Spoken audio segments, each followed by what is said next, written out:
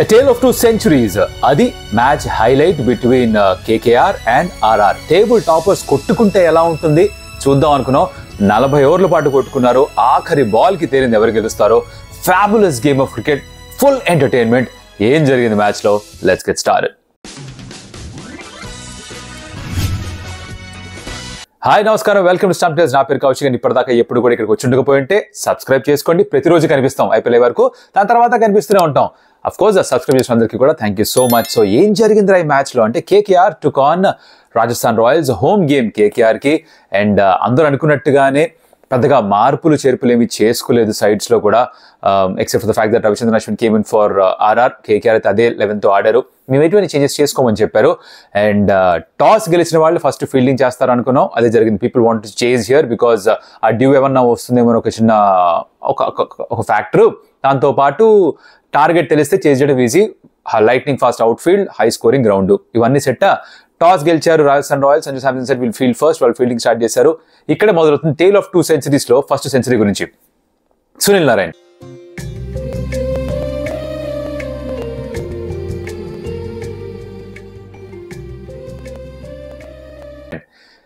ఏం ఆడుతున్నాడు భయ్య. ఇప్పుడు గౌతమ్ గంభీర్ తిరిగి మెంటోర్ గా రావడం, సునీల్ నారాయణ్ తిరిగి మళ్ళీ ఓపెనర్ గా మారడం, ఈ రెండు కోఇన్సిడెన్సా లేకపోతే గౌతమ్ గంభీర్ వచ్చాడు కాబట్టి ఇది జరిగిందా?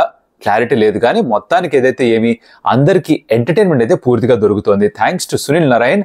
స్ట్రైకింగ్ లైక్ క్రేజీ బ్యాటింగ్ చేస్తున్నాడు. తన ఫస్ట్ సెంచరీ IPL లో అండ్ తన highest individual score obviously IPL లో. అండ్ తను అలా సెలబ్రేట్ చేసుకోవడం గతంలో ఎప్పుడు చూడలేదు. హ్యాట్రిక్ తీసుకున్నప్పుడు కూడా అంతగా ఎప్పుడు సెలబ్రేట్ చేసుకోలేదు. తను సెలబ్రేట్ చేసుకోవడం, తన సెంచరీ చూసి గౌతమ్ గంభీర్ మొహంలో కూడా చిరునవ్వు రావడం చాలా తక్కువ సందర్భాల్లో చూస్తాం. దట్ గాంభీర్యాన్ని వదిలేసి కాస్త మాధుర్యాన్ని తన మొహం పైన చూపించడం. Good to see, great to see all of that. But not enough, సరిపోలేదు. అంటే వీళ్ళు 100 కొట్టిన 109 to be precise Sunil Narine కొట్టినా, మిగతా వాళ్ళని చిన్న కాన్ఫిడెన్స్ వచ్చినా కూడా 223 కొట్టిన తర్వాత కూడా సరిపోదు అని ఎవరు అనుకున్నారా? అసలు ఉన్న పరిస్థితి ఏంటి? అసలు ఈ హై స్కోరింగ్ మ్యాచ్లు ఏంటి? దాదాపు మళ్ళీ 450 పరుగులు ఆల్మోస్ట్ స్కోర్ అవడం ఏంటి? అసలు బార్బేరియస్గా లేదు. సరే, నరేన్ గురించి ఇంకా మాట్లాడదాం. ఎందుకంటే తను స్పిన్నర్స్ అయితే చీల్చి చెండాడాడు భయ్య. అశ్విన్ చహల్ అయితే ఉతికారేసాడు. Next level batting. అంటే అశ్విన్ కూడా ఏదో కొంచెం ట్రై చేశారు పాపం, out side the off stump మీద ఒక ప్లాన్ తో వచ్చారు. చహల్ కూడా అదే వేశాడు, కానీ వర్కౌట్ కాలేదు. త్రూ ద లైన్ కొట్టి పారేశాడు. ఈ డామినేట్ ది స్పిన్నర్స్. గతంలో కూడా అశ్విన్ పైన రికార్డ్ చాలా బాగుంది, స్ట్రైక్ రేట్ చాలా అగ్రెసివ్ గా ఉంది, అదే కంటిన్యూ చేశాడు. కాకపోతే నాకు అర్థం కాని విషయం ఏంట్రా అంటే ఆవేష్ ఖాన్, కుల్దీప్ సేన్, ట్రెంట్ బోల్ట్ ముగ్గురు ఉన్నారా? వీళ్ళు ముగ్గురు ఉన్నప్పుడు సరే, కుల్దీప్ సేన్ దగ్గర ఆవేష్ దగ్గర ఎక్స్ట్రా పేస్ కూడా ఉంది. సరే, బోల్ట్ అంటే స్వింగ్ కోసం చూస్తాడు, ఓకే, తను పైకి వేసాడు, బౌన్సర్ వెళ్ళేది అనుకుందాం. శాంతి ఒప్పందం ఏమన్నా కుదుర్చుకున్నారా సునీల్ నారాయణ్ తోటి? ఎందుకలా బౌన్సర్స్ వేయలేదు? ఇది నా డౌట్. బౌన్సర్ వేస్తే మంచి వేగంతో బౌన్సర్ హెల్మెట్ దగ్గర వేస్తే అన్కంఫర్టబుల్, బాడీలోకి వేస్తే uncomfortable, out side the off stump వేస్తే అక్కడి నుంచి పుల్ ఆర్ హుక్ కంట్రోల్ చేయడం కష్టం. ఇవన్నీ తెలిసిన విషయాలే, కానీ అసలు ట్రై చేయట్లేదే. పైకే వేస్తున్నారు. పైకి వేస్తే కొడతాడని తెలుసు, ఆయన అక్కడే వేస్తారు, దెబ్బలు తింటున్నారు, 100 కొట్టించారు. కైకు క్యా హోరా మేరకు సమझ नहीं आ रहा. ఇది నెక్స్ట్ గేమ్స్ లోనే ఎవరన్నా దీన్ని అసలు అడ్రస్ చేస్తారని చూడాలి. నాకు అడపా మీరు షార్ట్ బాల్ వేస్తారని ఎక్స్పెక్ట్ చేసినప్పుడు ఒకసారి కనెక్ట్ అవుతుంది, 6కి వెళ్ళిపోతుంది, ఓకే. కానీ తన షార్ట్ బాల్ తో కంఫర్టబుల్ కాదని ఎన్నో సీజన్స్ గా చూస్తున్నాం. సడన్ గా తనేమి షార్ట్ బాల్ మీద బోల్డ్ అంత ప్రాక్టీస్ చేసి నేర్చేసుకోలేదు కదా. బ్యాటింగ్ మీటింగ్కి వెళ్ళట్ట, తను బ్యాట్స్మెన్ అందరూ మాడుకునే మీటింగ్కి వెళ్ళట్ట. బాడీలోకి వేయచ్చు, రిప్ కేజ్ లోకి వేయచ్చు, హెల్మెట్ మీదకి వేయచ్చు, అవుట్ సైడ్ ఆఫ్ స్టంప్ వేయచ్చు, బౌన్సర్స్ వేయచ్చు. ట్రై చేయట్లేదే. ఓవర్కి 2 వేయచ్చు, ఒకటి కూడా వేయట్లేదుగా. ఎందుకు అర్థం కావట్లేదు. బట్ తనేం చేయగలడు? తనకి ఏ బాల్ అయితే వేస్తాడో దానికి రెస్పాండ్ అవ్వగలడు. అద్భుతంగా రెస్పాండ్ అయ్యాడు, సెంచరీ కూడా కొట్టాడు, 6లు. ఇన్ఫాక్ట్ స్టార్ట్ చాలా స్లోగా చేశాడు. మొదటి 10 balls లో 11. దాని తర్వాత చూస్తే అలా సెంచరీ అయిపోయింది. టాపా కొట్టి బారేసాడు. 109, ఓవరాల్ గా 223. ఫెంటాస్టిక్ అనుకున్నాం. సరే, వీళ్ళకే బెటర్ ఛాన్స్ గెలవడానికి అనుకున్నాం. కాకపోతే కట్ చేస్తే రన్ చేసి స్టార్ట్ అయిన తర్వాత Jaiswal God of the flyer, but 9 balls 19-20 తన అవుట్ అయిపోయాడు. దాని తర్వాత రియాన్ పరాగ్, శాంసన్ వచ్చాడు. శాంసన్ పవర్ ప్లేలో అగ్రెసివ్ గా డిఫెండ్ చేసి తన అవుట్ అయిపోయాడు. ఇక్కడ దాకా అంతా జాస్ బట్లర్ కొంచెం సైలెంట్ గా ఉన్నాడు. ఇన్ఫాక్ట్ రియాన్ పరాగ్ వచ్చి ఒక ఫ్లిక్ 6, తర్వాత ఒక stand and deliver mid wicket cow corner పైన 6 ఇవి కొట్టినప్పుడు అప్పుడు కూడా బట్లర్ సైలెంట్ గా చూస్తున్నాడు. సరే, మీరు ఆడంటారా, మీరు ఆడుతున్నారు కదా, నేను నెమ్మదిగానే ఆడతానన్నాడు. తర్వాత రియాన్ పరాగ్ అవుట్ అయిన తర్వాత ఫస్ట్ 36 balls అయిపోయిన తర్వాత లోపల ఏదో జరిగింది మనిషికి. అప్పటిదాకా ఒకలాగా ఆడి దాని తర్వాత మళ్ళీ అదేదో ఆ సినిమాలు అంటారే, ఏ చంద్రముఖి సినిమాలో పూర్తిగా చంద్రముఖిగా మారిపోయిన గంగని చూడు అని ఆ టైప్లో బ్యాటింగ్ చేశాడు. ఎందుకు ఆ తర్వాత 17-18 balls సెకండ్ 50 కొట్టి పారేస్తే భయపడిపోరు బిడ్డలు. ఎంత ట్రై చేసినా కూడా కంట్రోల్ చేయలేకపోయారు. ఎక్కడ మారింది తెలుసా గేమ్? నా ఉద్దేశంలో సునీల్ నారాయణ్ ఈ మ్యాచ్లో కూడా 3 ఓవర్స్లో బౌండరీ ఇవ్వలేదు బౌలింగ్ చేస్తున్నప్పుడు. అంటే ఓవరాల్గా ఈడెన్ గార్డెన్స్లో టిల్ దట్ టైం 11 ఓవర్స్ వేస్తే 3 మ్యాచెస్లో ఒక్క 4 కూడా ఇవ్వకుండా 4 or 6 ఇవ్వకుండా బౌలింగ్ చేశాడు. తర్వాత క్రాంప్స్ వచ్చి బయటికి వెళ్ళిపోయాడు భయ్య. ఆ ఫ్లోలో 4th ఓవర్ కూడా వేసుంటే మేబీ ఇంకా నీట్గా వేసేసేవాడేమో. క్రాంప్స్ బయటికి వెళ్ళడం, తర్వాత రోమన్ పావెల్ ఎంట్రీ ఇవ్వడం, రోమన్ పావెల్ కాస్త అగ్రెసివ్గా ఆడడం, అండ్ దెన్ ఎప్పుడైతే నరేన్ వెనక్కి వచ్చి ఆ 4th ఓవర్ వేశాడో అప్పటిదాకా బౌండరీస్ ఇవ్వని నరేన్ 4-6 ఇవ్వంగానే మొత్తం గేమ్ మొమెంటం మారిపోయింది, ట్విస్ట్ అయిపోయింది. పవెల్ అటాక్ చేశాడు. ఎప్పుడైతే పవెల్ అటాక్ చేశాడో అక్కడి నుంచి మొదలైంది అసలు చిక్కు ఫర్ కేకేఆర్. బికాజ్ ఆ 14 కాదు యాక్చువల్ ఎంత 12, 4, 16 పరుగులు వచ్చిన తర్వాత వికెట్ పడ్డా కూడా పవెల్ది మొమెంటం షిఫ్ట్ అయింది. Then Buttler took charge. ఎలా చార్జ్ తీసుకున్నాడంటే దాని తర్వాత కొట్టాడయ్యా విరుచుకు పడ్డాడు. హాఫ్ ఫిట్టే మనిషి, అందుకే ఫీల్డింగ్ చేయాలి, ఇంపాక్ట్ సబ్గా వచ్చాడు. రైట్, ఆ 2s పరిగెడుతున్నప్పుడు చూసాం ఎంత నెమ్మదిగా పరిగెత్తాడు, ఇబ్బందిగా పరిగెత్తాడు. ఎక్కడైతే కావాలో అక్కడే ఎనర్జీ పెట్టి ఆ సింగిల్స్ పరిగెత్తడం, ఎక్కడైతే అవసరం అనుకున్నా అక్కడ అసలు పరిగెత్తకపోవడం, 4s and 6s డీల్ చేయడం. He was calculative. ఎంత బాగా క్యాల్కులేట్ చేసినట్టు రన్ చేసి ఇప్పుడు తన 7th సెంచరీ ఇది, ఈ సీజన్లో 2nd సెంచరీ. అండ్ మీరు సెంచరీ కొట్టినప్పుడు, చేజ్లో కొట్టినప్పుడు ఎప్పుడైతే టీం గెలుస్తుందో ఆ హై వేరే. ఆ కిక్ని ఎక్స్పీరియన్స్ చేశాడు బట్లర్. ఆ కిక్ని ఎక్స్పీరియన్స్ చేయించాడు రాజస్థాన్ రాయల్స్ ఫ్యాన్స్ అందరితోటి. ఆ కిక్ని ఎక్స్పీరియన్స్ చేయించాడు. న్యూట్రల్గా మ్యాచ్ని ఎంజాయ్ చేశాడు అందరితోటి. బికాస్ సూపర్ మ్యాచ్ ఇది. టేబుల్ టాపర్స్ ఆడుతున్నారు, మీకు ఏ టీమ్ ఫేవరెట్ కాదు, జస్ట్ అట్లా మ్యాచ్ చూద్దాం రా కూర్చొని అలా చూద్దాం రా మ్యాచ్ అనుకున్న వాళ్ళకి మాత్రం ఫుల్ పండగ. భలే షాట్స్ ఆడాడు, ఎలా అయితే కౌంటర్ అటాక్ చేశాడో, ఎలా అయితే 19th ఓవర్లో చాలా తెలివిగా లాస్ట్ బాల్కి సింగిల్ తీసుకున్నాడు. అక్కడ ఇప్పుడు 10 runs కావాలి ఇన్ 7 balls, రైట్. 6 కొట్టేస్తే only 4 to get of the last over. Chance తీసుకోవచ్చు కానీ సింగిల్ మాత్రమే తీసుకున్నాడు. సింగిల్ తీసుకొని స్ట్రైకర్స్ ఎంటికి వెళ్ళిపోయి తనే వెయిట్ చేసి ఫస్ట్ బాల్కి 6 వరుణ్ చక్రవర్తి. దాని తర్వాత 4 డాట్ బాల్స్ ఆడాడు, సింగిల్ రిఫ్యూజ్ చేస్తూ, ఇన్ఫాక్ట్ 3 డాట్ బాల్స్ ఆడాడు, సింగిల్ రిఫ్యూజ్ చేస్తూ వచ్చాడు.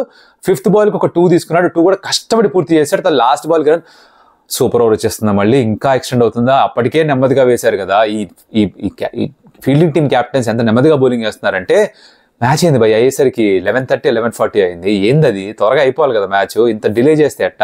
ఎక్స్ట్రా ఫీల్డర్ లోపల పెట్టినా 12 లక్షలు ఫైన్ వేసినా పెద్దగా పట్టించుకోవట్లేదు. మీరు నెమ్మదిగానే వేస్తా ఉంటారు, బోల్ టైం తీసుకుంటున్నారు. దానివల్ల మ్యాచ్ డిలే అయిపోయింది. ఎక్స్ట్రా ఫీల్డర్ లోపల ఉన్న అది కూడా కాస్త వర్కౌట్ కాలేదు వాళ్ళకి. లాస్ట్ బాల్కి ఒక రన్ కావాలి, 4 కొట్టి ఫినిష్ చేశాడు. బట్ అఫ్కోర్స్ 1 కౌంట్ అవుతుంది, పరిగెత్తారు కాబట్టి ఫినిష్ అయిపోయింది కాబట్టి ఎండ్ ఆఫ్ స్టోరీ. అలా గెలిచారు match. So the tale of 2 centuries. 109 కొట్టిన సునీల్ నారాయణ్ తర్వాత 2 వికెట్స్ తీసుకున్నా కూడా సరిపోలేదు టీం గెలిపివ్వడానికి. కానీ నిన్న కూడా చెప్పాను in the different video that winners right the history, కానీ మనం లూజర్స్ కాంట్రిబ్యూషన్ మర్చిపోకూడదు. స్టంప్ టేల్స్ లో ప్రత్యేకించి దాని గురించి మాట్లాడే ప్రయత్నం చేస్తుంటాను. సో ఇక్కడ బట్లర్ సెంచరీ గెలుపుకి కారణమైనా కూడా సునీల్ నారాయణ్ నాక్ వాస్ ఫెనామినల్. దాన్ని ఎప్పుడు కూడా మర్చిపోకండి. తన ఆల్రౌండ్ పర్ఫార్మెన్స్ కూడా గుర్తుపెట్టుకోండి. But Butler of course winning run score చేసి చేజ్ని ఎలా అయితే యాంకర్ చేశాడు, ఎలా అయితే లాస్ట్ 5 overs 79 కావాలి, లాస్ట్ 3 overs 46 or 47 కావాలి, ఆవేష్ ఖాన్ని పెట్టుకొని 16 balls 36 కొట్టారు. దాంట్లో ఒక్క పరుగు కూడా ఆవేష్ ఖాన్ కొట్టలేదు, 0 పైనే ఉన్నాడు. మొత్తం అంతా స్ట్రైక్ తనే ఉంచుకొని తనే రన్స్ అన్ని స్కోర్ చేసి మ్యాచ్ ఫినిష్ చేసి బ్యాట్ డ్రాప్ కాదు బ్యాట్ త్రో సెలబ్రేషన్ చేశాడు. It was great to watch. Like I said, cricket enjoy చేస్తే బాగా ఎంజాయ్ చేసి ఉంటారు. బట్ బౌలర్గా అయితే మరోసారి కళ్ళు మూసుకోవాలి, ఎందుకంటే దాదాపు 450 పరుగులు మళ్ళీ స్కోర్ అయ్యాయి. ఇక పిచ్ రిపోర్ట్లు గట్రా మానేసి ప్రతిరోజు కూడా 400 ఎక్స్పెక్ట్ చేయడమే బెటర్ అన్నట్టుగా అనిపిస్తుంది. ఇలా ఈ మ్యాచ్ అయిపోయింది. దీనిలో ఒక హైలైట్ గా చెప్పుకోవాల్సిన విషయం ఏంటంటే ఆవేష్ ఖాన్ పట్టిన క్యాచ్, ఎక్స్ట్రాడినరీ కాటన్ బోర్డ్ పట్టుకున్నాడు. అదొకటి సూపర్. ఒక ఎఫర్ట్ ఫ్రమ్ రియాన్ పరాగ్, బౌండరీలో 6 ఆపి బాల్ లోపలికి వేసాడు. That was also very nice as far as fielding point of view is concern. మిగతా అంతా కూడా అలా నడిచింది, క్యాచింగ్ అని ఫీల్డింగ్ అని. అండ్ దీంతో రివ్యూ అయిపోయింది భయ్య. ప్రివ్యూకి వచ్చేద్దాం. ప్రివ్యూలో ఏంటంటే అంటే GT is taking on Delhi capital. So basically ఒకళ్ళు 6th, ఒకళ్ళు 9th అనుకుంటే పాయింట్స్ టేబుల్. సో బేసిక్గా వీళ్ళు second half of points table ఉన్న వాళ్ళు. Both teams want to win. GT is probably better placed and slightly better form లో ఉన్న team ఏమో. బికాస్ ఢిల్లీ క్యాపిటల్స్ ఏమో రిషబ్ పంత్, ట్రిస్టన్ స్టబ్స్ అప్పుడప్పుడు వార్నర్, పృథ్వీ షా ఫామ్ లోకి ఉన్నా కూడా వాళ్ళకి అంత కలిసికట్టుగా జనాలు ఆడుతున్నట్టు కనిపించట్లేదు. బౌలింగ్ అంత కలిసి రావట్లేదు. మనొక మ్యాచ్ లో మొత్తం all Indian face attack, all Indian bowling attack తో వెళ్లారు. మొత్తం 4 బ్యాటర్స్ నే ఆ ఫారెన్ ప్లేయర్స్ గా దింపారు. ఆ ఫామ్ లతోనే మళ్ళీ వెళ్తారేమో అనుకోవాలి మ్యాచ్ అహ్మదాబాద్ లో. సో మరీ హై స్కోరింగ్ కాకపోయినా కూడా 170, 180 కైండ్ ఆఫ్ వికెట్. మార్పులు పెద్దగా చేసుకొని రారేమో అని అనుకుంటున్నాను. GT I think they'll stick to their same 11 and DC కూడా they might not make a lot of changes because కొంచెం seeming conditions ఉంటాయి, కాస్త helpful conditions for medium pacers. Runs కూడా బాగానే వస్తాయి కాబట్టి 11s ఎటువంటి మార్పులు. పిచ్ గురించి మాడే ప్రయోజనం లేదు భయ్య. ప్రతి మ్యాచ్ 4 కొట్టుబాటు అవుతున్నారు. అది రాకపోతే ఆశ్చర్యం మనకి. ఇది కూడా 375, 380 runs రాకపోతే I'll be very surprised. because that's the nature of wickets right now. That's how bowlers are being treated by the batters. So key battles ఎవరి మీద ఉంటారా అంటే ఈ మోహిత్ శర్మ ఎప్పుడైతే బౌలింగ్కి వస్తాడో అది 11th 13th 15th 17th తనే వేస్తుంటాడు, or end overs basically second half తనే వేస్తాడు. తను వచ్చి ఢిల్లీ క్యాపిటల్స్ ఎలా కంట్రోల్ చేస్తాడు. రిషబ్ పంత్ లాంటి బ్యాటర్స్ అప్పుడు ఉంటే తను వేసే slower balls, back of the hand, knuckle ball, ఈ ఆఫ్ కట్టరు, లెగ్ కట్టరు, రకరకాల బాల్స్ ఇవన్నీ వేస్తాడు కదా. దీంతో ఎలా బోల్తా కొట్టించగలడు ఆర్ బ్యాటర్స్ డామినేట్ చేస్తారా, ఈ బ్యాటిల్ బాగుంటుంది. Hitters like Rishabh Pant and Tristan Stubbs taking on Mohit Sharma. It'll be fun to watch that. And చాలా మంది అంటున్నారు Mohit Sharma T20 world cup కి తీసుకెళ్తారేమో, బికాస్ వెస్టిండీస్ లో కూడా కాస్త స్లోగా వికెట్స్ ఉంటాయి కాబట్టి తను వేసే చేంజ్ ఆఫ్ పేస్ డెలివరీస్, ఈ స్లో వేరియేషన్స్ ఏవైతే ఉన్నాయో అవి చాలా హెల్ప్ఫుల్ గా ఉండొచ్చు అంటున్నారు. Will he get that chance? గుర్తుందా ఒకసారి నెహ్రాజీ కూడా 2016లో అనుకుంటా బాగా పర్ఫార్మ్ చేసి సడన్ గా కంబ్యాక్ చేసి వరల్డ్ కప్ ఆడేశారు. అలాగే మోహిత్ శర్మ కూడా బాగా కంబ్యాక్ చేసి వరల్డ్ కప్ ఏమన్నా ఆడతాడా? ఇంకో ఇంట్రెస్టింగ్ పాయింట్ తెలుసా, సాధారణంగా వేరే టీమ్స్ లో వదిలేసిన ప్లేయర్స్ సిఎస్కేలోకి వచ్చి ఫుల్ తోపులా షైన్ అవుతారా?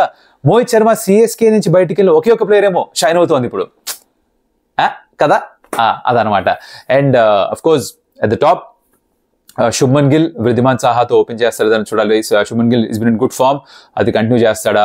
వాళ్ళకి కాస్త ఇబ్బందులు ఉన్నాయి. Will David Miller come back? He needs to come back. I hope. చాలా పెద్ద గ్యాప్ దొరికింది, పూర్తిగా ఫిట్ అయిపోయి వెనక్కి వచ్చి ఆడితే చూడాలని నాకు. ఒక క్లోజ్ గేమ్ గెలిచారు, లాస్ట్ లో రషీద్ ఖాన్ వచ్చి గెలిపించాడు. సో ఆ కాన్ఫిడెన్స్ హైగా ఉంటుంది. పోస్ట్ మ్యాచ్ లో కూడా హర్షాబుక్ అడిగినప్పుడు శుభ్మన్ గిల్ కూడా చీకీ ఆన్సర్ ఇచ్చాడు. జీటీతో ఎప్పుడూ కూడా అయిపోయింది అనుకోవద్దు, ఎవరైనా గెలిపిస్తారని చెప్పాడు. చూసారో చీకీ ఆన్సర్. ఈ మధ్య కుర్రాళ్ళందరూ అలానే ఇస్తున్నారు answer. But David Miller needs to come back and start firing. That's very important for them, because ఆ ఇండియన్ బ్యాటర్స్ ఎవరైతే ఉన్నారో మిడిల్ ఆర్డర్ లో పెద్దగా రన్స్ కాంట్రిబ్యూట్ చేస్తుంది లేదు. Tewatia was a little lazy in his running between the wickets. ఆ match లో గుర్తుంటే కనుక దాన్ని అడ్రస్ చేసుకోగలుగుతాను. మిగతా అంతా యాస్టీస్ గా ఉంటుంది. బయట నుంచి ఆశిస్ ఎలాగో కొబ్బరి బొండం తాగుతూ ఇన్ఫర్మేషన్ పాస్ చేస్తూనే ఉంటారు కాబట్టి అది యాస్టీస్ గా చూసేస్తాం మనం. Delhi Capitals on the other hand వాళ్ళ బౌలింగ్ ని సరిగ్గా సార్ట్ చేసుకోవాలి అండ్ వాళ్ళ బ్యాటింగ్ కూడా అందరూ క్లిక్ అవ్వాలి. They need to start winnowing games from here on, లేకపోతే ఆ 9th స్పాట్ నుంచి పైకి వెళ్ళడం కష్టంగా మారిపోతుంది. This is how the game is setup. Who do I back? I'm gonna back GT here against Delhi Capitals because GT home side వాళ్ళ home conditions బాగా తెలుసు, బెటర్ ఫామ్ లో ఉన్నారు. డేవిడ్ మిల్లర్ వెనక్కి వస్తాడని నాకు ఎందుకు అనిపిస్తుంది. వస్తే కనుక they much stronger side compare to Delhi Capitals. So I'm picking GT. Who are you picking? ఏ బ్యాటిల్ గురించి ఎక్స్పెక్ట్ చేస్తున్నారు, యాంటిసిపేట్ చేస్తున్నారు, అది కూడా కమెంట్ లో చెప్పండి. రివ్యూలో ఎవరి సెంచరీ ఎక్కువ నచ్చింది, ఎవరి నాక్ వాజ్ మోర్ ఇంపాక్ట్ అనుకుంటున్నారు, దాని గురించి కూడా చెప్పండి. You can rate those knocks as always, and of course share the video, like the video, comment something about the video, and subscribe చేయండి. సమ్ టైల్స్ కి మళ్ళీ కలుస్తా. అప్పటిదాకా కౌశిక్ సెలవు. బాయ్.